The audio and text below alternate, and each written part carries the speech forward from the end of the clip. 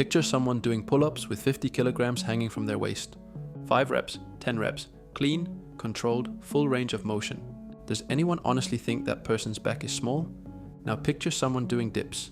70 kilograms of added weight, 10 reps. Could their chest and triceps possibly be underdeveloped? Those numbers aren't a fantasy, they're a long-term target.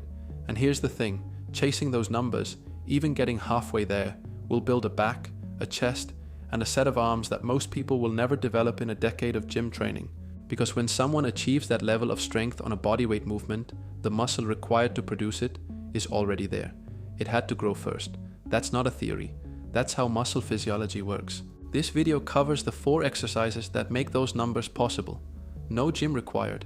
And why building toward them produces the exact upper body shape that makes someone look powerful in clothes and without them. There's a shape that turns heads whether someone's wearing a fitted shirt or nothing at all. Wide shoulders, a thick back, a chest that fills out from top to bottom. The V-taper, broad at the top, narrow at the waist, is the single most powerful visual signal the human body can send. It communicates strength and capability without a word being said. Women respond to it without consciously knowing why. That's not an exaggeration, it's evolutionary. Over hundreds of thousands of years, a mate with a broad, capable upper body meant security, the ability to provide and defend. That instinct doesn't disappear because civilization got comfortable. The response is still there, still automatic. Now, which muscles actually build that shape? The shoulders, the upper chest, and the back. Specifically the width of the lats and the thickness of the upper traps. These are the muscles that create the silhouette. These are what the eye registers from across a room. The lower chest, biceps, and triceps all matter. They fill out the physique and complete the look. But 99% of people treat them like the primary goal, obsessing over curl variations and push-down techniques when those muscles make up a fraction of what actually defines the shape. Here's what makes this even better. Every exercise in this video builds the muscles that matter most and develops the arms as a direct byproduct, not an afterthought, a consequence of getting genuinely strong on the right movements. Exercise 1. The pull-up is the most important upper body exercise that exists outside a gym. Nothing builds the lats, the broadest muscle of the back, the one responsible for the width of the V, as effectively as a vertical pulling movement against full body weight. Every rep engages the entire posterior chain, lats, rhomboids, rear delts, traps, with the biceps and forearms working as hard secondary movers throughout. Grip width determines where the emphasis falls. A wide grip, hands placed outside shoulder width, targets the upper lats. The movement pulls the upper arm directly into the side of the torso, recruiting the upper fibers of the lat aggressively. This grip maximizes width, the horizontal measurement of the back. A closer grip with elbows angled forward at roughly 45 degrees shifts the emphasis toward the lower lats, adding depth and thickness rather than pure spread. Chin-ups, underhand grip, hands closer together, target the lower lats and recruit the biceps far more than a standard pull-up. Not a lesser variation, a different one with its own distinct payoff. What builds as a byproduct? Every single rep develops grip strength and forearm thickness. The forearms are loaded isometrically for the full duration of every set. Over months of progressive training, they develop without a single dedicated exercise. The biceps follow the same pattern. They're doing real work on every rep, every set. Now go back to the opening image. 50 kilograms hanging from the waist, 10 reps. The lat development required to produce that strength is immense. The rear delts, the traps, the biceps and forearms that have been trained as secondary movers for hundreds of sessions. All of it grows together. That's the target. That's what makes chasing one number on one exercise produce an entire back. Gym alternative, lat pull down, identical movement pattern, adjustable resistance for earlier stages. Exercise 2. Standard push-ups build the chest, but they primarily develop the mid and lower chest, not the upper chest, which is the portion that creates a full, high, powerful looking torso. Elevating the feet changes the angle so the upper chest becomes the primary mover. The anatomy, the upper chest, the clavicular head of the pectoralis major, is responsible for elevating the upper arm. When the feet are raised and the hands are lower than the chest, that elevation motion is exactly what drives each rep. The upper chest is forced to do the work because it's mechanically suited to this specific angle. Elbow position changes everything. Keeping the elbows tucked closer to the torso, rather than flaring out wide, significantly increases upper chest recruitment. A wide flare redirects the movement toward the mid-chest and anterior deltoid. The closer the upper arms stay to the sides of the body, the more the upper chest is isolated as the primary driver. Feet elevated on a chair, a bench, a staircase, anything 30 to 45 centimeters higher than the hands is enough. Gym alternative: inclined barbell or dumbbell press. The same elbow cue applies. Exercise 3. The shoulder press is the primary driver of shoulder width, and shoulder width is the foundation of the V-taper. There's a widespread misconception worth correcting. Most people think the shoulder press is mainly an anterior deltoid exercise, the front of the shoulder. That understanding is incomplete. Here's what actually happens during the press. When the upper arm is below shoulder height, it is the lateral deltoid, the side head, that is responsible for driving the arm upward to shoulder level. The lateral delt is the muscle that creates visible width. It's what makes shoulders look wide from the front and from behind. The anterior deltoid takes over as the primary mover only after the arm passes shoulder height. So throughout the most demanding portion of the press, from ear level down, the lateral delt is doing the work. The shoulder press builds width, not as a side effect, but as its primary function. For home training, feet elevated bodyweight shoulder press, an adjustable dumbbell, or a loaded backpack, any object of consistent weight that can be pressed overhead will work at early and intermediate strength levels.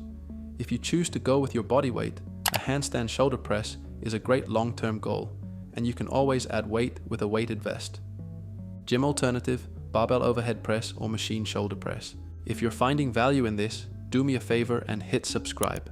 I've got more unconventional training methods coming that'll change how you think about building strength. Exercise 4. Dips are arguably the most underrated bodyweight movement in existence, and one of the most effective tricep exercises available anywhere, gym or otherwise. As a chest exercise, dips function similarly to a decline press. Leaning the torso slightly forward during the movement shifts emphasis onto the chest. Staying upright keeps the emphasis on the triceps. Both variations are worth using. But for tricep development specifically, dips are exceptional. The triceps make up roughly 2/3 of the upper arm's mass. Not the biceps, the triceps. Anyone whose primary concern is arm size is focusing on the wrong muscle if they're only doing curls. The triceps are where the mass lives. Dips train the triceps through a full range of motion under significant load across the entire movement. Which tricep head takes the most work depends on what the shoulder is doing. When the shoulder is moving throughout the exercise, as it is in dips, the lateral head of the tricep is the primary driver. The long head, the largest of the three heads, is most active when the shoulder is stationary, which is why exercises like tricep extensions with the shoulder joints stationary complement dips exceptionally well. For overall tricep mass, dips are hard to beat because they load the muscle heavily through a full range of motion with body weight as resistance. Most gym machines don't replicate this as effectively as a pair of parallel bars or two sturdy chair backs of equal height. Now, the same question asked about pull-ups applies here. If someone is performing 10 dips with 70 kilograms of added weight, is their chest going to be small? Are their triceps going to be underdeveloped? The answer is obvious. Building toward that number guarantees the result. The muscle required to produce that strength has to exist first. Gym alternative: seated dip machine or JM press on a Smith machine. Here's the principle that turns these 4 exercises into a real system.